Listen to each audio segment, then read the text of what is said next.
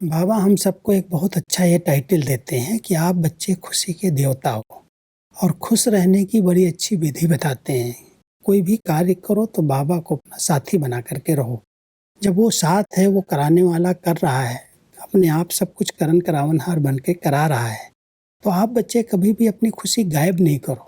सेवाओं में हम जाते हैं तो खुशी कई बार ऐसे लगता है, इतनी सेवाएं, इतनी मेहनत करने के बाद भी कोई रिजल्ट नहीं दिखाई दे, तो खुशी गायब हो जाती है। तो परमात्मा यहाँ हम सबको कहते हैं कि खुशी को गायब नहीं करो।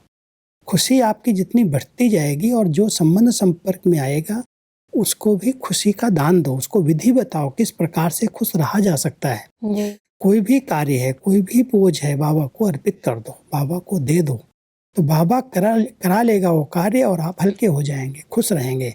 तो वर्तमान समय चारों ओर तरफ शांति की प्यास है और दूसरी तरफ खुशी नहीं है, सच्ची खुशी नहीं। साधनों से अल्पकाल के लिए थोड़ी बहुत कुछ प्राप्ति हुई, खुश हो गई आत्मा, लेकिन जो अविनाशी खुशी है, आंतरिक खुशी है, उस खुशी का अनुभव नहीं है। तो परमात्मा कहते हैं आप बच्चे खुशी के देवता बन करके जो संबंध संपर्क में आए उनको विधि बताओ। इस विधि से आप सदा खुश रह सकते हो, लेकिन पहले खुद उस खुशी के अंदर रहो। खुशी के देवता बन करके फिर दूसरों को विधि बता दो, ताकि वो भी आपको खुशी का देवता माने।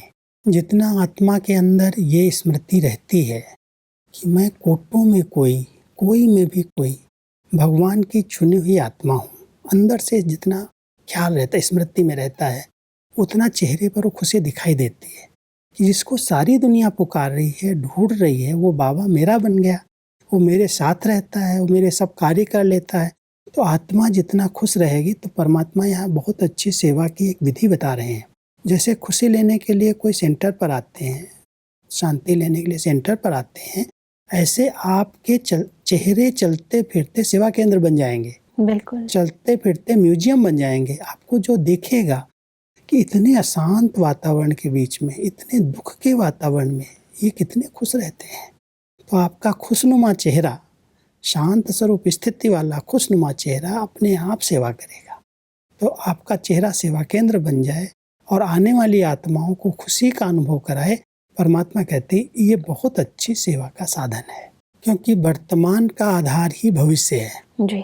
अगर वर्तमान हमारा ऐसा सेवा पर है, हमारा चलन, हमारा चेहरा अगर सेवा कर रहा है, कोई हमें देखता है तो उसको ये लगता है कितनी इसके अंदर अलौकिकता है, कितनी दिव्यता है, ये इस लोक के लोग नहीं लगते हैं। तो चलन माना हमारा व्यवहार, अगर हमारा व्यवहार ऐसा है और चेहरा खुशनुमा है, तो वर्तमान समय इस बात का अगर हम अटेंशन रखते हैं, तो परमात्मा कहता है एक जन्म परमात्मा के इस सेवा के कार्य में आप सहयोगी बनते हो।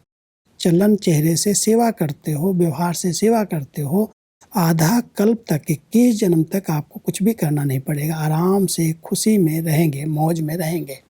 लेकिन उसका आधार वर्तमान है।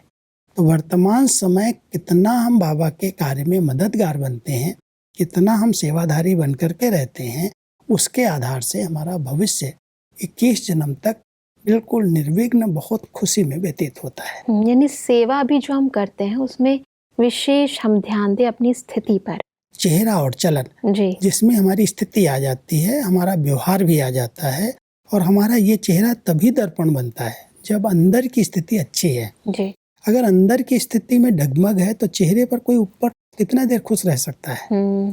अंदर की स्थिति बाहर के चेहरे पर भी दिखाई देती है। तो परमात्मा हम बच्चों को कहते हैं आपका खुशी का चेहरा, खुशी के 2 शब्द, खुशी के अच्छे वाइब्रेशन अन्य आत्माओं को खुशी दे दें, तब कहेंगे खुशी के देवता हैं। तो आपकी चलन से, आपके चेहरे से बाबा की प्रत्यक्षता होगी। ये सेवा का बड़ा अच्छा साधन है। और संगम पर जो ऐसे सेवाधारी बन करके बाबा के हर कार्य में मददगार बनते हैं, उनको इस सेवा के रिटर्न में 21 जन्मों की प्रारब्ध प्राप्त हो जाती है।